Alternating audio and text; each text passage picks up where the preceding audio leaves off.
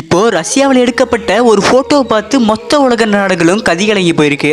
அப்படி என்ன ஃபோட்டோ தெரியுமா? அது எங்களை யாராலையும் ஒன்றும் பண்ண முடியாது, எங்கள் நேட்டோ தான் உலகத்திலே மிகப்பெரிய சக்தி வாய்ந்த கூட்டமைப்புன்னு ஒரு பக்கம் பெஸ்டே கண்ட்ரி எல்லாம் சொல்ல, ஆனால் என்னைக்கு ரஷ்யா பிரிக்ஸ் கூட்டமைப்பு நாங்கள் உருவாக்க போகிறோம்னு சொன்னிச்சோ அன்னையிலிருந்து பல உலக நாடுகள் ரஷ்யா கூட வந்து சேர ஆரம்பிச்சிருக்கு. இதை பார்த்த மொத்த நேட்டோ நாடுகளும் இப்போ மிரண்டு போயிருக்கு. காரணம், ஒரு பக்கம் உலகத்திலே சக்தி வாய்ந்த இராணுவ கூட்டம் ரஷ்யா, இன்னொரு பக்கம் கையில் மிகப்பெரிய பொருளாதாரமும் உலகின் மிகப்பெரிய மக்கள் தொகையும் கொண்ட இந்தியா, சைனா. ரெண்டு நாடுகள் எப்போ இந்த மூணு நாடுகள் ஒன்றா சேர்ந்து நிற்குமோ அப்போ அது மிகப்பெரிய சக்தியாக மாறுறது உலகத்துக்கே தெரியும்.